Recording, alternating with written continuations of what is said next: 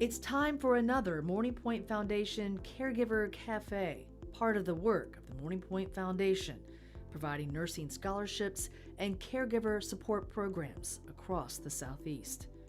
Thank you, donors, for supporting our 4 annual Seniors Got Talent shows and our 2 annual golf events. And now, bi-monthly virtual Caregiver Cafes featuring senior living experts. This episode features Dr. Elizabeth Rhodus, an assistant professor, the Sanders Brown Center on Aging, and Department of Behavioral Science, and is an affiliate faculty member of the Center for Health Equity Transformation at the University of Kentucky. Dr. Rhodus has over 10 years of clinical experience as an occupational therapist, predominantly serving rural communities. She sought doctoral training in gerontology, specifically to enhance evidence-based interventions for adults with cognitive impairment and their care partners. Dr. Rhodus completed postdoctoral training at the University of Kentucky Alzheimer's Disease Research Center, supported by the National Institute of Health grant. Her current work is centered around the development of behavioral assessment and interventions to support health equity and quality of life.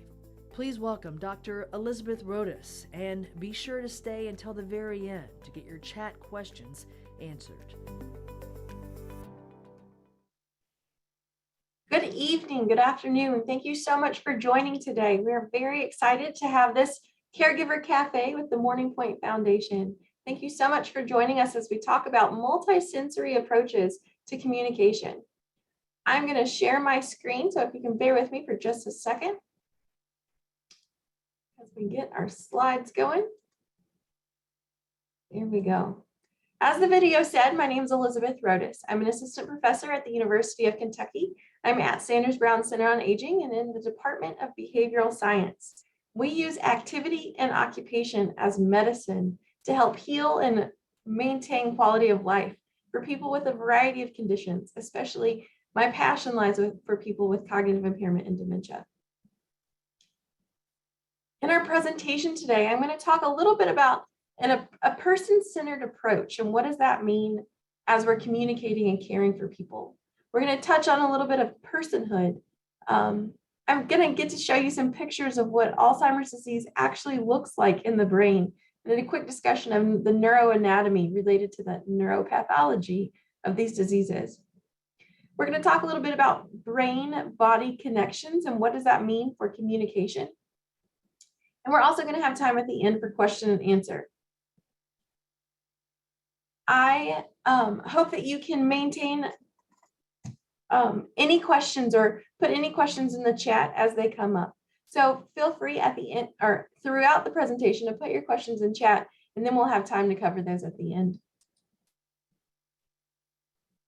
The Alzheimer's Association is one of the leading organizations, and their name is a little bit tricky because they cover Alzheimer's disease, but they also cover the other related dementias as well. So we're going to talk a little bit about what those other related dementias are in a little bit, but I want us to think about this definition as we're treating anybody with cognitive impairment, regardless of if their diagnosis is actual Alzheimer's disease or anything else that might impair their thinking and memory.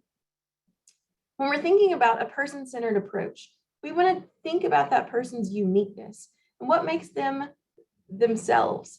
You know, how can we give them some autonomy through normalcy and routines, choice, purpose, and belonging? A sense of belonging helps people feel safe and secure, so they're not necessarily wandering as much, or they're not feeling so unsettled. So everything that we do and everything that I encourage caregivers to do is to approach people through this person-centered approach that's using autonomy and strengths and looking at the person through the disease at who they really are. Throughout our conversation today, I'm going to talk a little bit about my friend Lisa. My friend Lisa was living with her daughter in their home, and she was 92. She was in the end stages of Alzheimer's disease and cognitive impairment, and she was bedbound. She received a referral for occupational therapy in her home because she wasn't able to transfer to go to the bathroom or to even sit up to eat meals at this point. So she was very rigid and at the end end stages of her life. But we received an occupational therapy referral to help that caregiver, her daughter, with these transitions and to help sustain the ability to live at home for as long as possible. As we go through the slides, I'm going to plug in her story here and there, and I hope that you'll be able to see how we intertwine and use these different approaches to see the people as they are through Lisa's example. As we get started, I really focus on this idea of personhood and who the people have been. We go through years and years of our lives. They consider development of the brain almost like scaffolding, in that each experience builds another layer and another layer on top of the brain. We call it neuroplasticity. And interestingly enough, this idea of neuroplasticity and brain growth into old age is still relatively new in the science. We've only been talking about it for 10 to 20 years on how and where we can grow the brain, even if it's an older brain, and even if it has Alzheimer's disease, we can continue to build new cells and new networks with positive experiences. But also in that same light, as the different parts of the brain have disease and start to die off, those layers of the scaffolding can become affected or impacted, and then the communication changes throughout the brain. So this is sometimes where we see changes in thinking and problem solving, all the way down to the point where it can impact our memory, which is kind of at the middle part of our brain. I'll talk to you a little bit more about the neuroanatomy in a minute, but I want you guys to just think about the life course and the experiences of our life, from being a baby to a child to a healthy adult, and then our retirement years, as building layers and levels of that brain. So to tell you a little bit more about Lisa, she was a retired school teacher. She was a very loving grandmother. She had 14 grandchildren, and she loved music. She spent most of the day watching TV in her bed. She really liked The Price is Right. And her birthday was December 25th on Christmas. Her daughter was the only caregiver that she had. Her daughter had children that would come over occasionally and bring their children, but they weren't necessarily helping provide care. Her daughter was also a retired teacher and was just really invested in making sure that her mom had all the care that she needed. We're going to take a second, and I want to encourage you guys to use the chat. We're going to do a chat waterfall. I'm not sure if you've ever tried this before, but it's kind of fun. So a chat waterfall, I'm going to give you a scenario or a situation.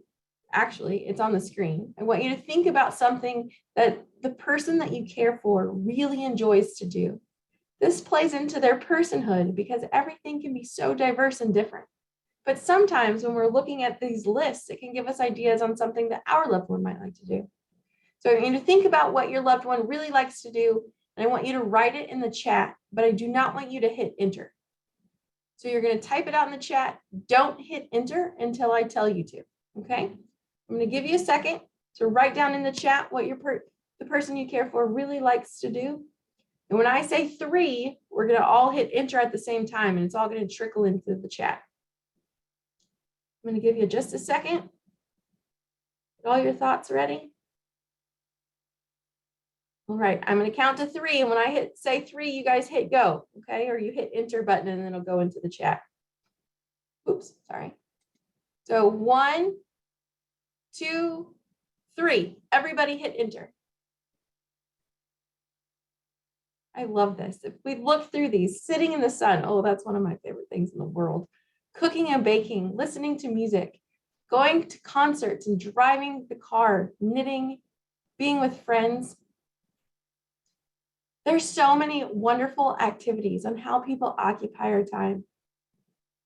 If we just kind of look through some of these and think about ideas about how we can help engage that person.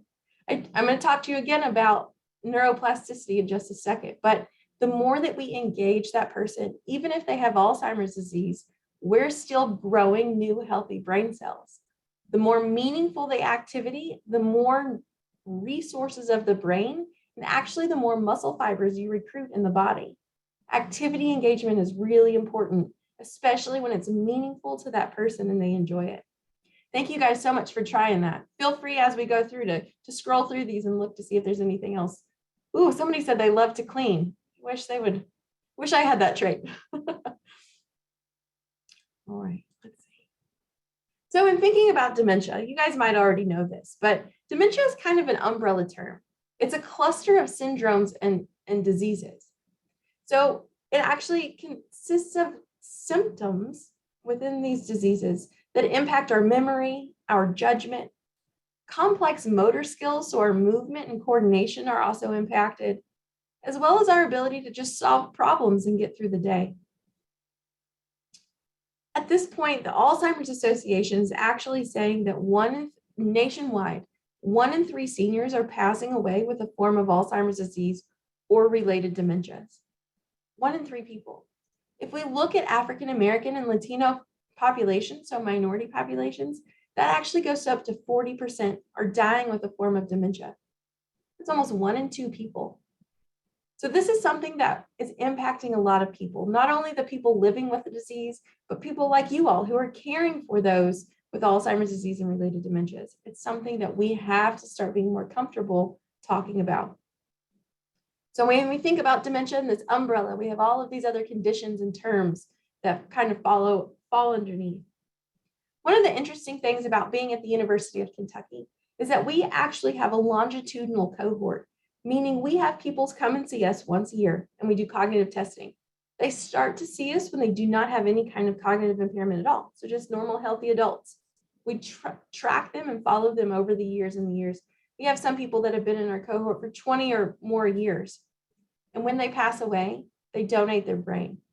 We have an amazing neuropathologist here who does all the autopsies and then neuropathological analyses of the brains to look at the types of diseases that are going on in people's brains when they're passing away with dementia.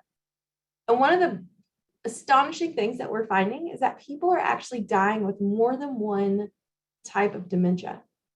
So for a long time, we say, oh, they have Alzheimer's disease, or oh, they have frontotemporal lobe dementia, or they have vascular dementia. But what we're finding in people who are donating their brains, at least in Kentucky, is that they're having multiple types. So they have Alzheimer's disease as primary, but they also have vascular dementia.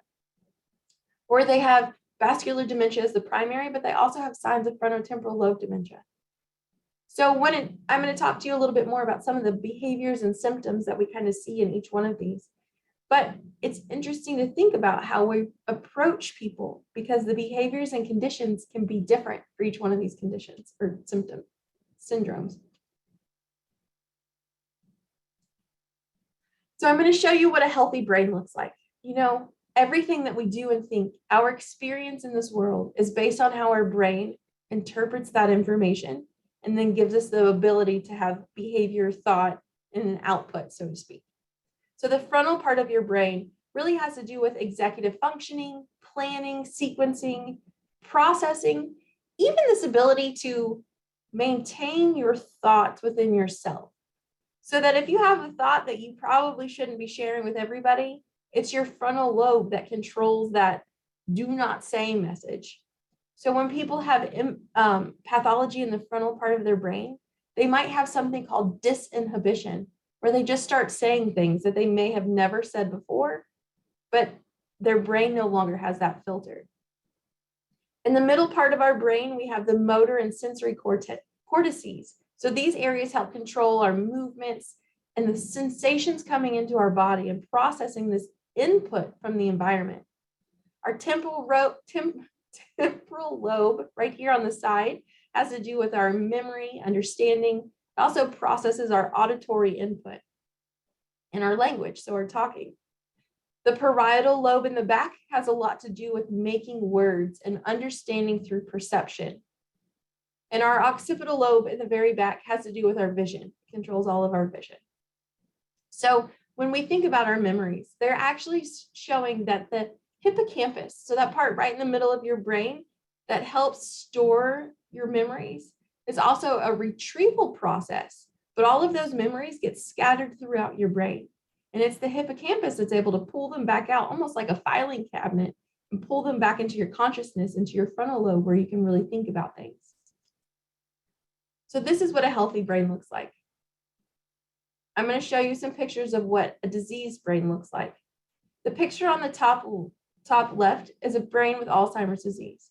So we can see the healthy part of the brain when it's nice and plump. It has lots of neurons and dendrites, and it's flowing with messages, and it's vibrant. But when we have the plaques and tangles related to Alzheimer's disease, those plaques and tangles actually suffocate and kill off the neurons and the cells in the brain. So you have global atrophy. Everything that brain does gets impacted because you have an entire shrinkage of the brain. Vascular dementia is the second most common type of dementia. Vascular dementia is a little bit tricky because you can have a stairwise decline, meaning that you're okay for a while, and then you have a vascular event like a TIA or a transischemic. I'm not going to remember what that stands for right now, but TIA is kind of like a very smaller mini stroke. So it's a tiny little brain bleed in your brain that impacts the neurons and the blood flow around that area that the brain occurs. We can also have stroke. You can also have all these little miniature micro bleeds within the brain, and it impacts the cellular function and the oxygenation of the brain that changes how the brain functions. Lewy body dementia is another type of dementia. Lewy bodies are deposits of protein that almost make the brain look like Swiss cheese, in that you have these deposits of proteins. If you think about the brain and the messages almost like a New York City road map, and they're going through all these different routes and messages, and they're going super fast to connect. And then you have a boulder right in the middle of that map. The messages get blocked. They get blocked, they get blocked, they get blocked. And unless you can help the brain think about a way around those boulders, that message might not ever get there. For example, if we're communicating with someone who might have Lewy body dementia, and we say, hi, it's time to stand up to go to the bathroom. Stand up, please. And they just kind of look at you, and we say, stand up, please. And then you can kind of tell their body getting a little bit tighter. And on that third time, we go in to help them stand up because they're not moving. Well, it might be that their brain is still processing the message to stand up, but they have a Lewy body protein that's blocking the message to their body. So their body actually can become rigid and stiff. So it's not that they're consciously or, on purpose trying not to help you or to move. It's that message, that communication from their brain to their body might not be making it. I'm going to talk about some techniques to get around that in just a second. Frontotemporal lobe dementia is another common type. This one actually has really challenging behaviors. Some people consider it a phenocopy, meaning that it's the same types of behaviors to autism spectrum disorder. And some of my own personal clinical research and the NIH funds that I have for my clinical trials tie in this mechanism of sensory-based interventions that we have developed and tested in autism spectrum disorder, but we're using it in people with dementia. And we're actually seeing good success because we're communicating through the senses in a way that's very calming and regulating to the brain. So I've introduced you guys to this concept of understanding the person for their uniqueness and their past and their history, what they like to do. I've talked to you a little bit about what the brain does and what happens when you have this neuropathology that's really impacting your brain. Now we're going to talk a little bit about how we can then connect that to the body. I'm going to ask for your all's participation again. Sometimes if we're on a different type of Zoom, I can tell everybody to unmute, but this is a webinar. So you're not going to be able to unmute, but in your room or in your head, wherever you are, if you're comfortable with it, I'm going to show you a series of pictures. And as you see that picture, I want you to blurt out whoever it is or whatever you see as fast as you can. Okay? I'm going to show you a series of pictures. In your room or wherever you're at, I want you to blurt out whatever you see as fast as you can. You ready? Here we go.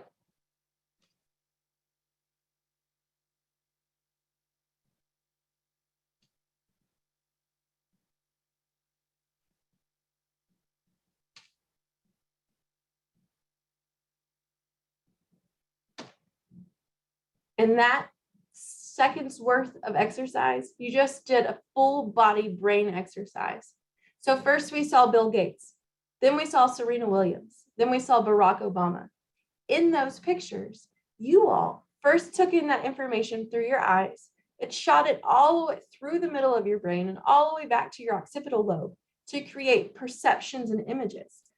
That message then just got shot back up into the top part of your brain, and you actually retrieved memories and recognition of who that person was. Your brain then just shot messages to your temporal lobe, where you had to articulate and form the message to your mouth, so the words or the names of who they are. And then your brain had to go through this mechanism to make your mouth talk and your mouth move. So we just did a full brain exercise in the mere seconds of how fast our brain can process and understand the world. I think it's pretty cool. I really like this neuroscience of how we understand the environment around us through our sensation. To think about what this means and what it looks like. And want you guys, I use this example of infants. And I want you guys to please don't take away this message that I think that we should never infantile older adults. That's not what I'm going to say. But what I want you all to think about is the nervous system from an infancy standpoint to a developmental adult standpoint, and then back down to a dying degenerative standpoint. So if we have a baby who doesn't have any way to think about calming itself down, that doesn't have the ability to adapt its behaviors or regulate its anxiety or tell you that it's hungry, how do we calm that baby down? We use a bottom-up approach. We use the body to help regulate the nervous system in the brain so that we can help it stay soothed and regulate itself for a good engagement, a good interaction. So we use a sensory approach. We swaddle that baby. We give the baby full body proprioceptive input, just like it had in the womb. And that actually helps calm the nervous system down. If you think about it and you're walking around and you bump your shin, that really hurts. What's your initial knee-jerk reaction if you hit your shin? You might say some words, but then you would reach down and you might rub it, right? You give that pain spot proprioceptive input because pressure is calming to the nervous system. We go back to the baby analogy. We also rock the baby. We sing to the baby. We give it rhythm. We use lavender-infused lotions. Almost all of the baby lotions have scents and hints of lavender in them. So we use this sensory-based approach for the body to communicate to the brain that the body and your environment is safe, that we're okay. As we're aging into childhood and adulthood, that mechanism actually switches into a top-down approach.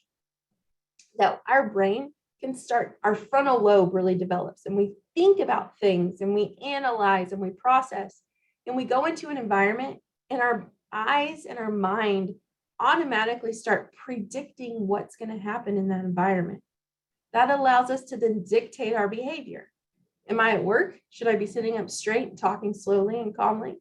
Or am I at home with my daughter, and so I'm a little bit more animated and I'm playing around? You know, what is my environment telling me, telling my brain, that then my brain can tell my body? So we have these different things about retained learning and expectations. It takes a lot of higher level functioning. Happens in the prefrontal cortex, like I had mentioned. But then as time goes on and we have decreased cognition with the onset of Alzheimer's disease or other types of dementia, we revert back. We revert back to this bottom-up approach where we become dependent on our sensations. We can no longer predict what's happening in our environment. We're not using those retained memories in our learning anymore. I go into the bathroom like it's a new bathroom every single time because I can't remember that I was just here 2 hours ago. It feels like a new experience. I have to use my environment to help support my behavior and my understanding of what's going on. So our body is now communicating to our brain rather than our brain communicating to our body. But there's a caveat. Our sensory systems, all of them, change and degrade over time. So if we think about normative aging, this happens to everybody. Our sensory modalities are the best in our 20s and 30s, and then all of them start to decline with age. So you may be hard of hearing, You may have impacted vision.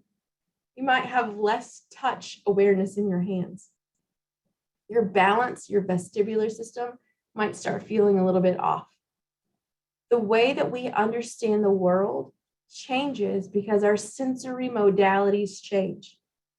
So when we're talking about seniors who have cognitive impairment, who are completely relying on their body to communicate to their brain, but their body, the sensory modalities may not be bringing that information in from the environment like it used to, we really, as caregivers, have to adapt the way that we communicate so that we can really support the success of that communication. It's not just about the spoken words anymore, but it's about a multi-sensory experience so that we can utilize all of the resources that we have available, because they all start to get impacted.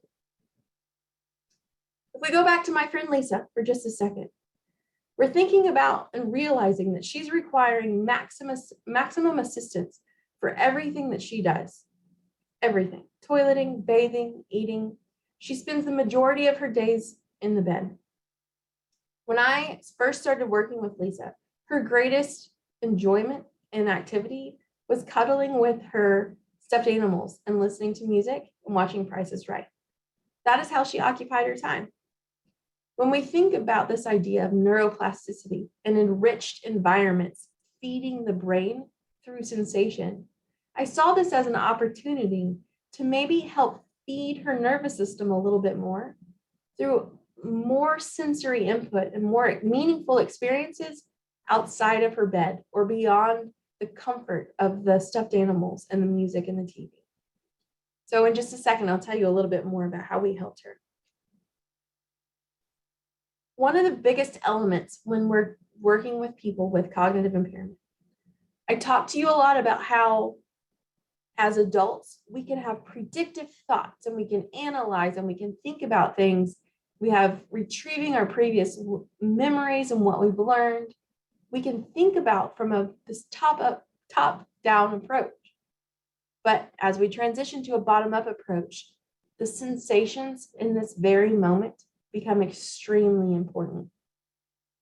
Our behaviors, the way that we experience the world, is a moment-by-moment experience based on the sensations and the input that's coming into your body. And any of that at any point can change how we're feeling and how we're behaving. If you think about an experience when you're tired, right? And then you think about another experience or another time when you're really overstimulated. Let's say that you have been in Sam's Club or Walmart or one of those other huge box stores that is filled with things to look at and buy and really bright fluorescent lights. Let's say you've been in there for like 4 hours, but you're also really tired. In that moment, your brain is really having a hard time processing and adapting and coping, and you might start to get fussy or behavioral. When someone has cognitive impairment, this can happen. A lot of times we see this associated with sundowning, when the brain is just so exhausted at the end of the day from taking in so much input and processing it all that we start to feel really fatigued and have a hard time managing our behaviors in the evenings and at night. I didn't mean to start the section off with a little bit of a downer, but how can we help support that person, even if they're in a sundowning experience? What can we do in this very moment to help them feel calm, regulated, and secure? We communicate through their senses. So there are a couple different tips and techniques that I'm going to walk through each of the sensory systems to help ground our conversation and understanding of what we can do as we care for people with cognitive impairment. Vision is really important. It allows us to anticipate and understand the environment when we're walking. It allows us to feel comfortable. It can also overstimulate us quickly. A couple different tips and techniques with working with someone with dementia is that color awareness actually fades. So things start to look black and white. Reds, bright greens, and some shades of blue can continue to stand out. But I use red a lot. It's a cortical trigger.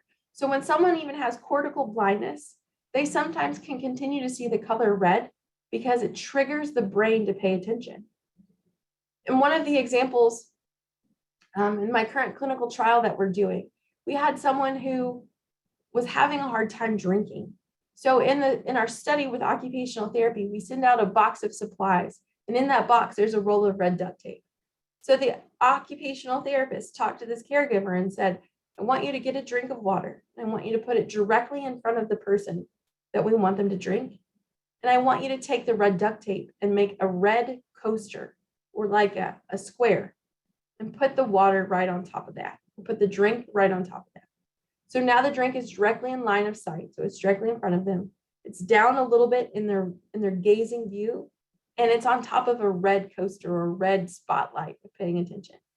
That little environmental cue was enough to communicate to that nervous system, and that individual actually started drinking independently and didn't need cues to continue to have drinking behavior. They were able to regain that behavior based on the placement and using those environmental cues on how we communicate.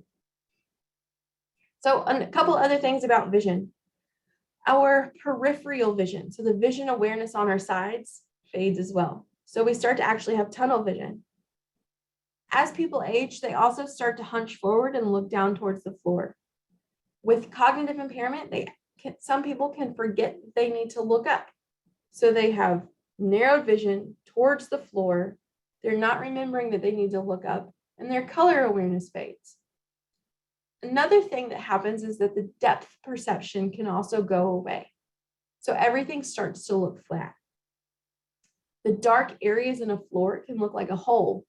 When we're out in the community, you're going to want to help to point out when someone needs to step up or step down, because everything can start to look flat. I remember I worked with a patient who was living in a facility, and he was no longer going into the dining room. And with the facility, being able to feed yourself and engaging in the dining room was one of the requirements to live in the facility. So they were really concerned about him not eating. They were concerned about him maybe having to go to higher levels of care, and they wanted to support him, but they weren't sure how. So after walking with him several different areas and places throughout the building, I realized from a functional standpoint, he can walk. He can walk really well. As we would get close to the dining room, he would start to shift away and pull away. What I realized was that the carpet was a nice light gray color, and the floor in the dining room was a dark wood color.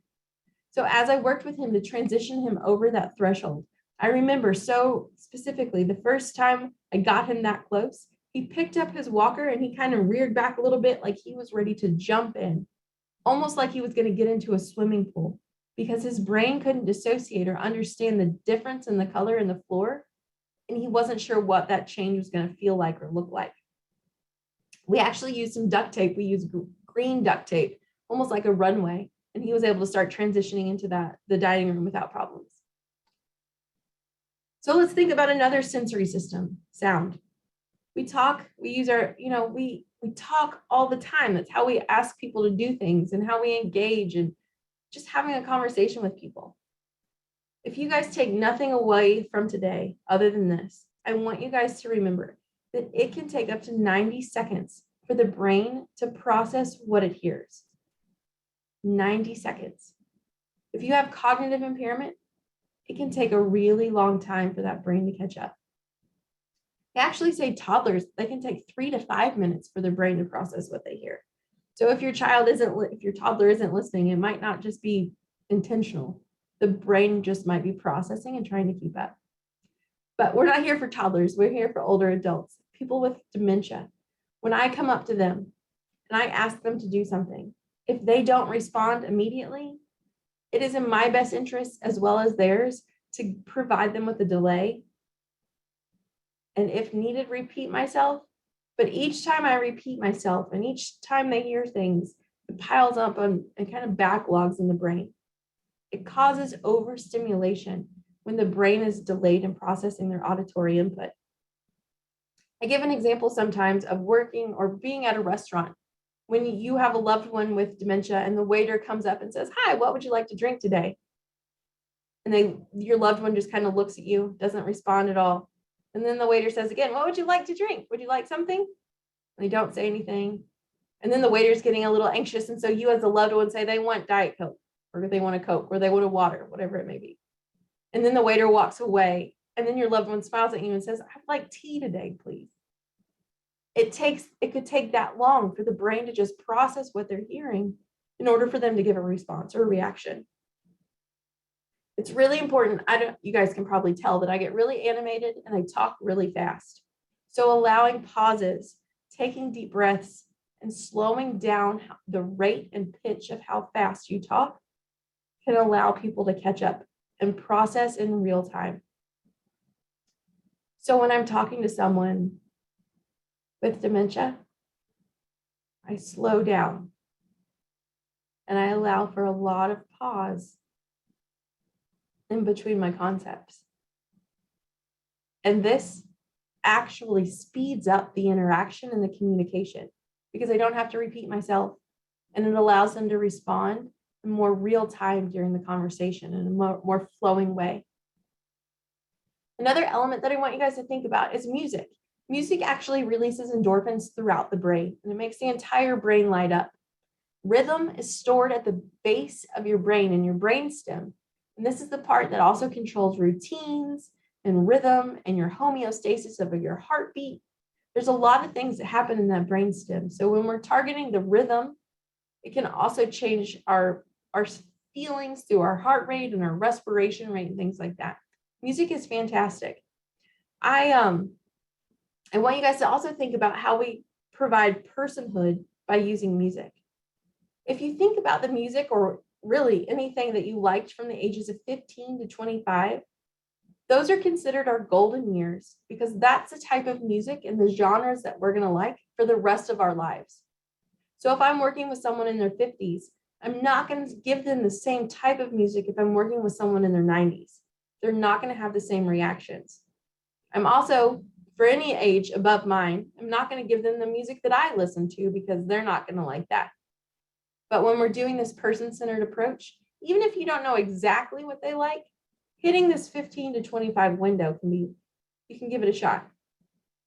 I worked at the VA for a little while, and it was interesting because I was giving a presentation like this, and somebody said, well, what if someone was, listening to music right before they went into war and they were in this age range? I thought that was something that was really interesting that I hadn't thought about before. So anytime we're doing any kind of interaction, we're working with anybody and we're eliciting memories through sensation, we also have to be cautious on how those memories might be brought up. We always want to use a term called trauma-informed care, and that we don't know what types of trauma people have had in their past and in their history. So we just want to be cautious with the way that we're using sensations and memories in the present moment. Smell and taste are two sensations that are very tied. We actually can't have taste if you don't have smell. These can actually get impacted because we know that smell is something that can go away with Alzheimer's disease.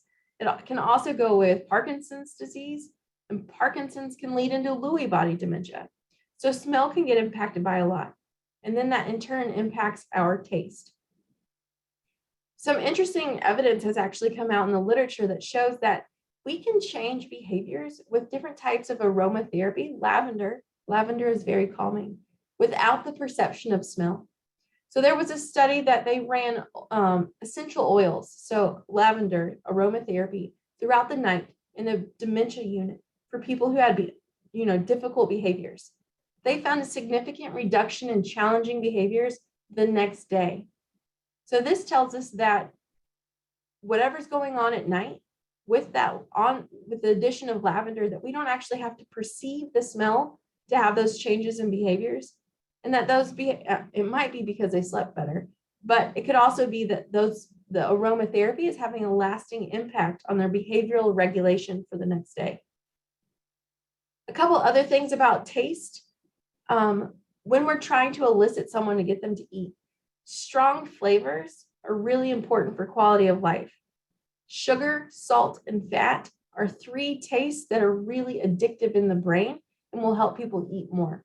So if you have someone who's not consuming very much, sprinkling a little bit of sugar, if that's within their dietary restrictions, to help them trick the brain and get a little bit of some neurotransmitters that are going, like dopamine, that really craves that sugar, so they'll eat more, is a little bit of a trick. Touch is another sensation and helps people connect.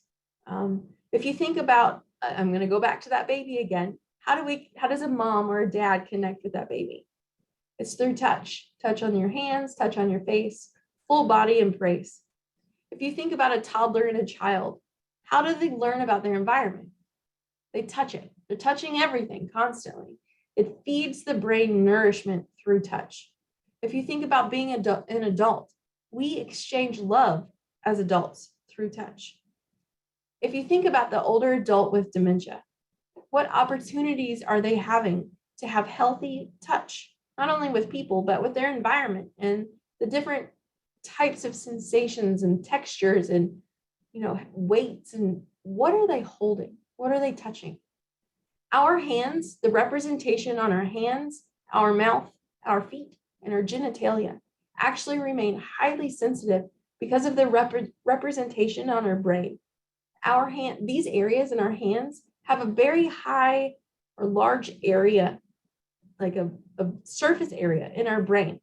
So that input is really powerful coming into our body and our brain as we're trying to communicate. One of the things I loved to do when I was working in Morning Pointe is I would always offer my hand, and I would put it kind of down low, and I would always open it like this. It's just a welcoming gesture. But holding someone's hand, if they're comfortable doing so and they're giving consent to do that and they want to do that, it's just a fantastic way to provide a multi-sensory approach to communicate.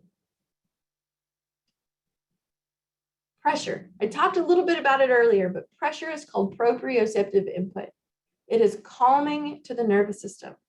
You guys may have even seen those thunder jackets that they give to dogs, those tight jackets. It's a way to provide that dog that might be a little bit excited or anxious proprioceptive input. I'm not saying put a thunder jacket on your loved one by any means, but we do provide but they can get weighted blankets or weighted vests. Weighted lap pads or something that we send out in our occupational therapy toolkit. Massage is another great way. Calming input through touch and pressure is very regulating to your nervous system. I will put a caveat on this, that if you are ever adding weight to someone, we have to be very cautious in that we want them to be able to verbalize if they're uncomfortable. If we're adding weight and they're not uncomfortable and don't have the ability to verbalize that, we can actually have tissue damage to their ligaments and their muscles if they're not able to verbalize that the pressure is uncomfortable. Another element about proprioceptive input is that it kind of has a little bit of a magic window. You're going to get the most bang for your buck in 20 minutes. So 20 minutes of proprioceptive input can be the same effect as 3 or 4 hours of proprioceptive input because of habituation. Our body will habituate or get used to this input, the sensation coming in, and it will start to not ignore it, but it won't be paying attention to it like it does within the first 20 minutes of that window. Movement is another element that the body craves. You guys might see people that are wondering, they're moving. Linear movement is so regulating. You remember that infant that we're trying to calm down, that newborn brain and nervous system that we're trying to help grow? We rock it all the time. I was talking to one of my old professors yesterday, and I was talking about this element of rocking and how I didn't want to put, seniors in a rocker per se. And she laughed. She said that the shakers, the group of people that were shakers actually had adult size rocking chairs or cradles, and they would put their loved ones in cradles and rock them. I'd never heard of that, so I thought that was kind of fascinating. It's also interesting to think about nonlinear movement as alerting. So dancing, if you're not going the same direction, can actually alert the brain and make it more excited. Spinning can be actually really nauseating to the brain. So we have to always be careful with spinning. But anytime that we're moving around and we're walking, we want to make sure that people are safe and that they recognize where you're at. So they're not getting startled if you're standing right on their side and they don't recognize that you're in their peripherals.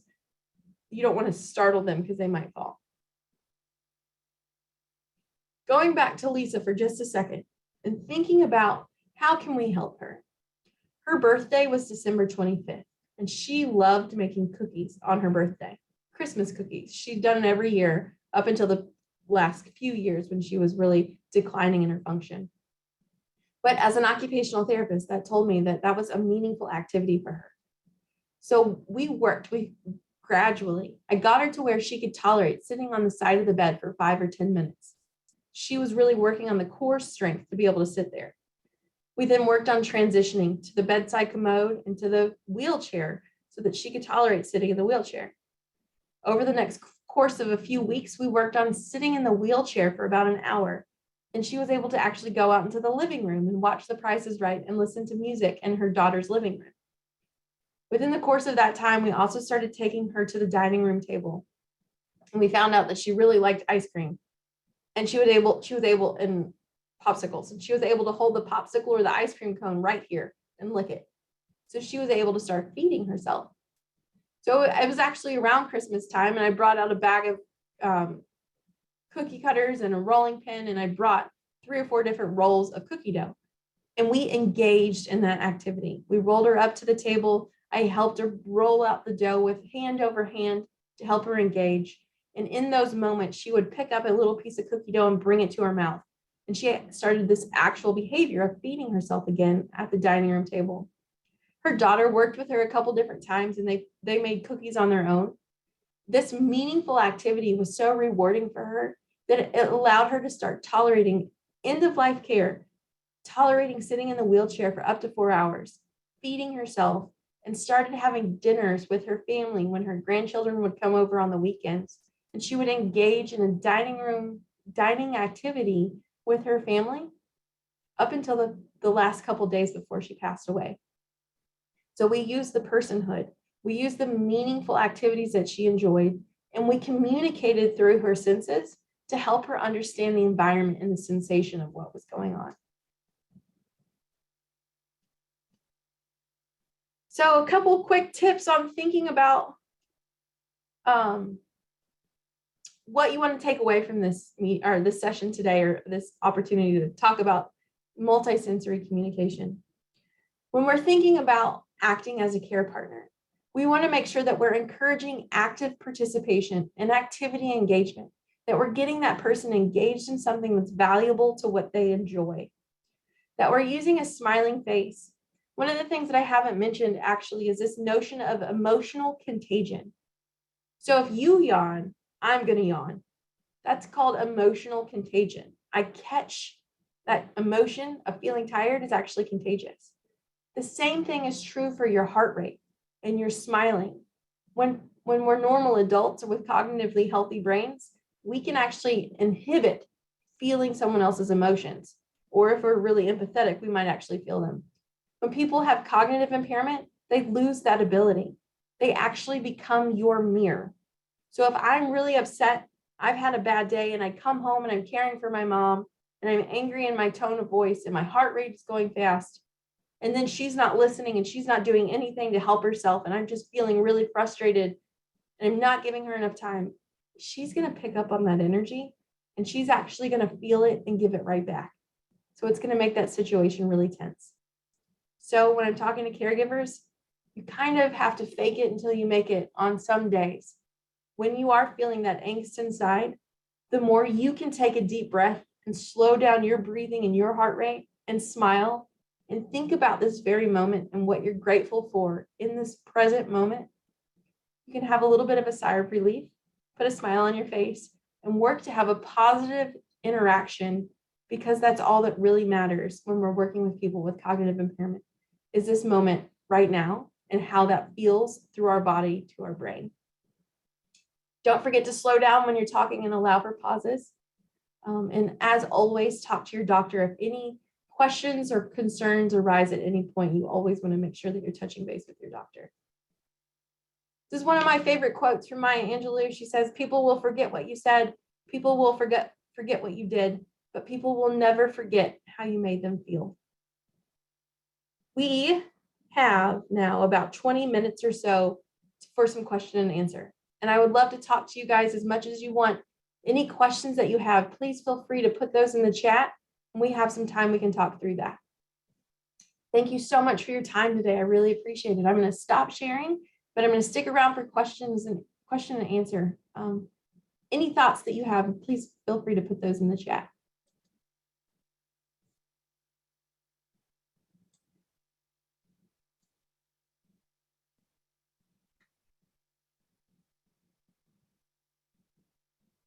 I see a question here about wandering. What should we do when people wander?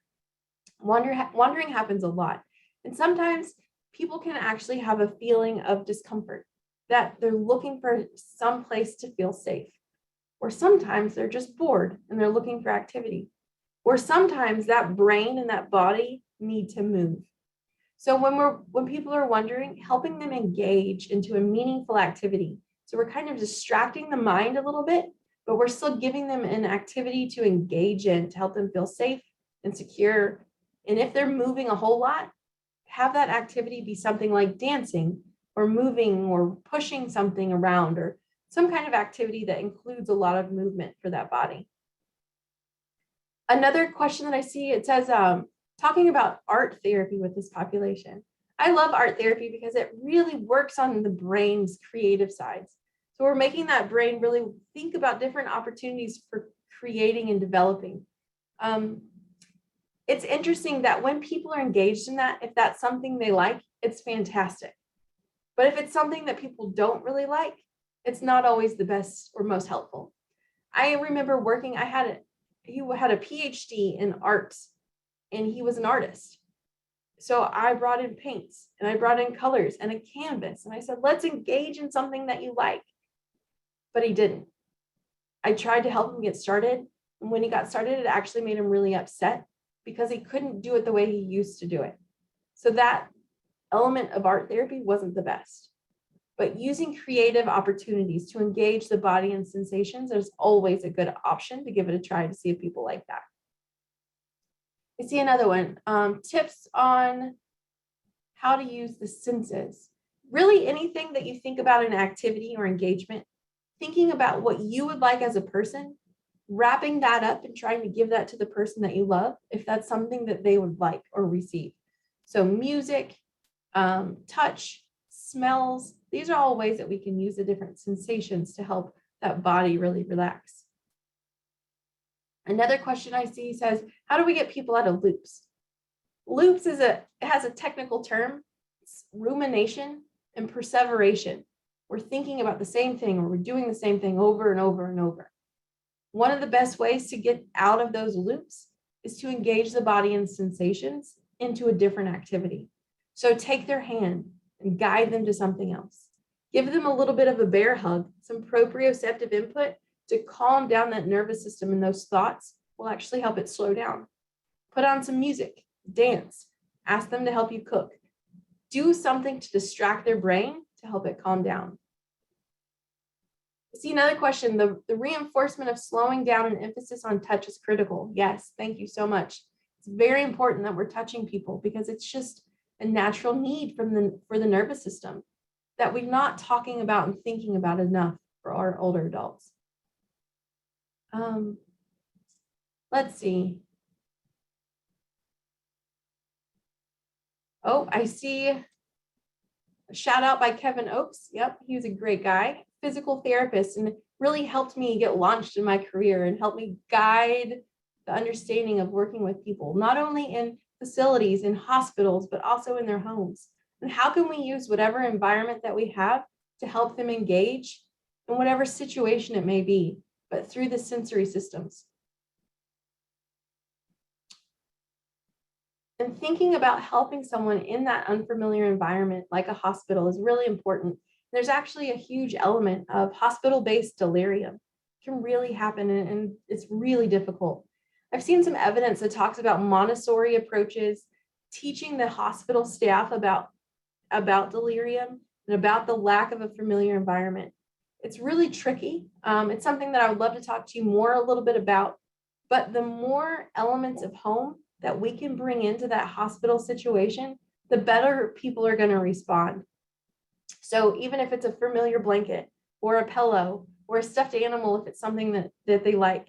Making sure that they have their walker and their cane that they're used to. Sometimes when people go to the hospital, the staff will give them a different type of walker, and that can be really tricky. Another element is providing things in line of sight. So making sure that the food or water and drink is directly in front of them, or making sure that their walker is set up so that when they go to sit up out of the bed, their walker is right there and it's not across the room. Setting up the environment for success, knowing that they're not going to be able to look around and find things. I see another question or comment here from Laura. I have one resident who becomes very aggressive when I attempt to care for her. Helping people relax for care is really important. When I worked at Morning Pointe and other facilities, one of the things that I would do and encourage others to do was give the brain time to become more alert. So I remember at Morning Pointe, they had Simple C music. So whenever I would want to get someone cleaned up or up in the morning or wherever it may be, I would come into their room and I would turn on their Simple C and their music. And I would say, good morning, it's so nice to see you. I'm going to turn on your music. I would open the blinds, turn on the music, and then I would actually leave the room for 5 to 10 minutes. I would go do some notes or talk to the nurse about how things were going, that kind of thing. Then I would come back. I would let that music and that sunlight kind of feed into that brain. And then I would sit down on the bed next to them. I'd say, good morning, it's time to get up. Like, it's a great day. Let's go for a walk and enjoy the sunshine. I would try to give them some motivation on what we're going to do next. I would also give them choices. So you can wear this outfit or this outfit. By just opening the closet, that can be too many choices and that can be overwhelming. But allowing someone to have autonomy in the choices that you're doing is really important. I didn't really talk a whole lot about bathing, but we have all kinds of different sensory-based approaches and different techniques to help people participate in their self-care. Just handing somebody a washcloth can really help them feel empowered. Another element that I think about a lot is the color of the washcloth. Some facilities, not Morning Points, but other facilities that I've been into, the bathroom walls are white, the ceiling is white, the floors are white, the sink and the shower stall and the grab bars and the shower head, everything is white. People can't see what's going on, and so they fight it. So the more that we can add these bright colors, ask people for help, tell them what we're going to do at least 90 seconds before we do it, it allows them to have an opportunity to participate. I think I did. Jennifer, thank you so much for missing that because I alluded to it, but I forgot to mention the tips about getting around the Lewy bodies. So if we give someone a direct suggestion or command or ask them to do something specifically like stand up or sit down, that's a direct command, and that message might have a Lewy body blocking it. So we give them a different message that has the same command in it. So if I want someone to sit down, I can say, oh my gosh, my legs are so tired. I have been standing for so long and I need to rest my legs. Would you like to rest your legs with me? The natural inclination is to then sit down. Or if you need someone to stand up, oh my gosh, it's such a glorious, beautiful day outside. There's some new flowers outside. I would love to go see. Can we go smell the new flowers? The natural inclination then is to stand up. So you're changing the message that you're getting. You're getting the same mechanism or maneuver that you need, but change the message in the pathway in the brain.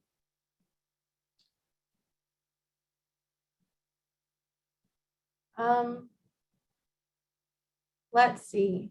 The loop question was more for conversation. So when people are saying the same thing over and over. If we think about the conversations or something that someone is saying, if it's on repeat, we can use those same loop suggestions to distract the brain into thinking something else. The conversations and what people are saying is exactly what they're thinking, usually when they think it. So if they're saying something over and over on a loop, we want to help to distract them to do something else that's meaningful, helps them feel empowered and comfortable, to help slow down. Sometimes that becomes an anxiety loop, the same thing over and over. Sometimes it's just a symptom of the disease, but distraction and meaningful activity can really help. Looking through some more questions. As a clinician who provides seniors, I'm grateful. You guys are welcome. Thank you so much for your time and engagement. I've loved this. It's been fun to talk to you guys. How do you go about providing necessary care when your loved one is aggressive while you're trying to provide care, changing or showering when soiled. That's a great suggestion. Sometimes it's challenging if you have a time limit, but usually time can help. Another element is that as long as they're safe, so they're not slipping and falling, and they're not, putting things in their mouth that shouldn't be in their mouth, and there's no risk of real infection and that they're not smearing feces and things all over the place. If they're safe, allowing them a little time to calm down. And then recognizing that talking to them may be overstimulating them. They may already recognize that they're uncomfortable. They're just not able to tell you why. If you think about being an older adult and then not being able to verbalize that I need help, and then you have someone come in to try to help you and they're going too fast and they're taking off your clothes, the tension can kind of become real. Another element, when you're cleaning up someone that is soiled, that can, for some caregivers, can make you kind of feel tense. So understanding the presentation that you have, that they're going to become your mirror, and that you could also become their mirror. So helping de-intensify that situation, slowing your breath, not talking as much, showing them to do more, allowing more time, putting on music, running a little bit of water and handing them a washcloth so that you're encouraging them to participate and engage. And then distract them with some other kind of conversation. Let's talk about your grandchildren or your children or the weather or something else as we're doing this activity once you tell them what you're doing. Let's see, let's look at some of these other questions. Getting people into activities, the music teacher, music is wonderful. Is it best to let people stare at the TV? That's a nice question. Sometimes I work with people and they say, my loved one just sits and watches TV all day. So I don't have any behaviors. I don't have any problems. But not engaging in activities is actually a symptom of Alzheimer's disease and other dementias. It's called apathy. Dementia actually creates something called the lack of initiation and apathy. People don't initiate or start activity engagement. So they can look content by watching TV all day long, but it might just be that their brain isn't able to transition and start a new activity. The ability to initiate actually goes away to the point where I can be so thirsty that I'm just dying of thirst, literally. My water is right in front of me, but my brain is no longer initiating the motor actions to pick up the drink and to drink it. It can be that profound.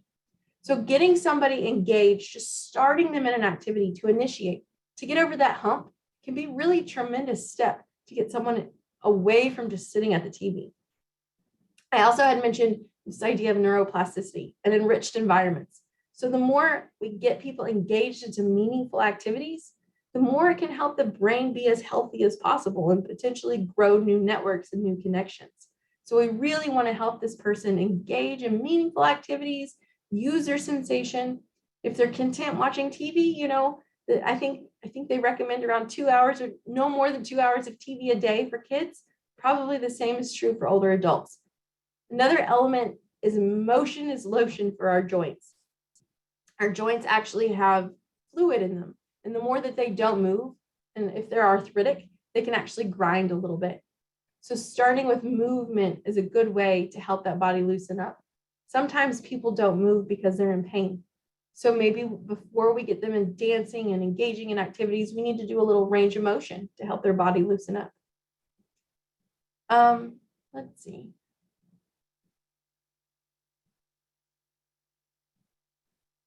Lost the use of hands after therapy. Yeah, that's tough when people aren't using their hands. When people lose one sensation or the ability to sense something, it usually heightens other sensations. So compensating by using other sensations to help that body feel secure is a really good approach.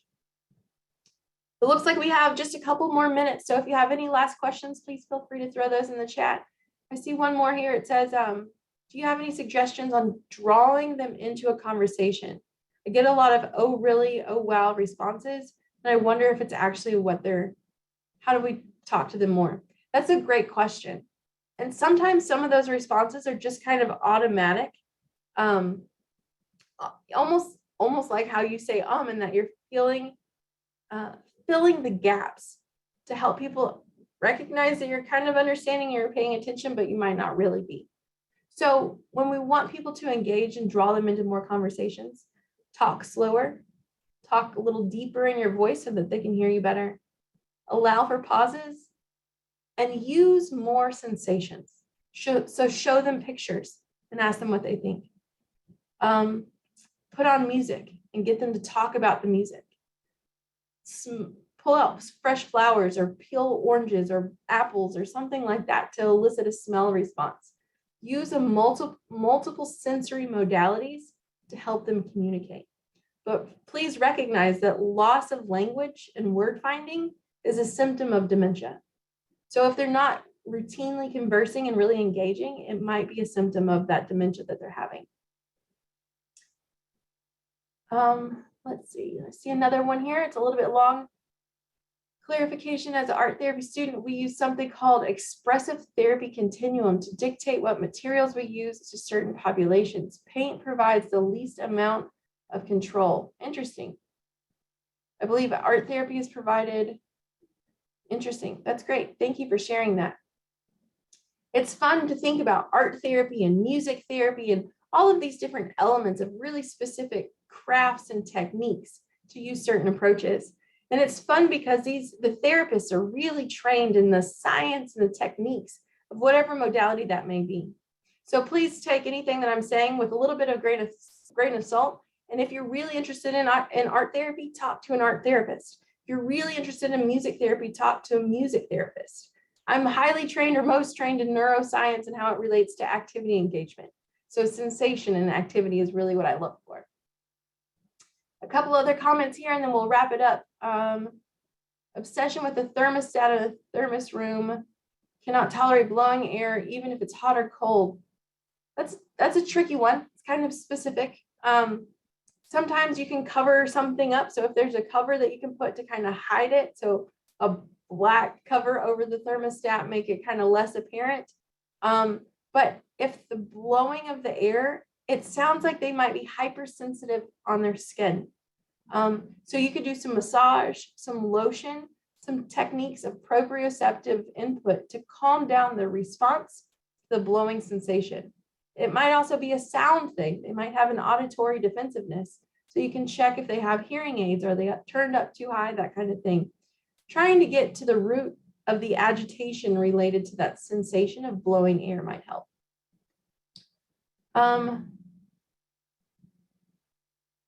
What is it about game shows that hold better attention than dramas? A lot of those game shows have the music that are really routine and predictable. And some of those, like Price is Right, is the same music that's been played for so long. So their brain knows what's going on and what to anticipate. Our brain likes to predict what's going to happen next. It helps us feel safe. So the game shows are repetitive, whereas dramas, you can't predict it and you have to pay attention and then use a lot of deeper thinking. So maybe that has something to do with it. A vacant or glazed over look when multiple people are talking about. When multiple people are in a conversation, people can zone out. So we can have something called auditory defensiveness, where there's too much going on. We can also have lack of dissociation. They can't dissociate one conversation from the next. They don't know who's talking and about what. So taking someone to a restaurant can be really difficult for someone who has these types of symptoms because they can't distinguish one conversation from the next because it all feels the same. So limiting how much background noise there is, encouraging environments where only one person is talking at a time, and then allowing that person a little bit more quiet time and pauses so that they can catch up. Here's one last question and we'll wrap it up. The caregiver once helped tuck my dad in, helped my dad to shuck corn. It was such a great experience. And you could see how important it was to him. Yes, I love that activity of popping beans or shucking corn or getting some people engaged in something that they enjoy doing or that they used to enjoy doing, and finding out a way to really encourage that. All right, I think we've got to the end of the questions. It has been an hour and 10 minutes. It has been a phenomenal hour and 10 minutes. Thank you all so much for your time and your engagement. Thank you for attending this Morning Pointe Caregiver Cafe. If you have additional questions, please feel free to reach out to the Morning Pointe Foundation. Thank you all for your time.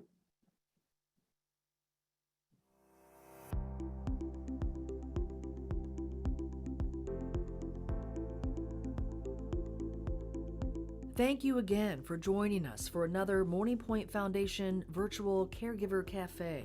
And thank you, Dr. Elizabeth Rhodus, an assistant professor with the University of Kentucky Sanders Brown Center on Aging, for sharing your expertise on enhancing communication and engagement for adults living with dementia. Be sure to join us on July 14th at 6:30 p.m. Eastern Standard Time for our next virtual Caregiver Cafe. The topic, the importance of continued exercise and active engagement as we age.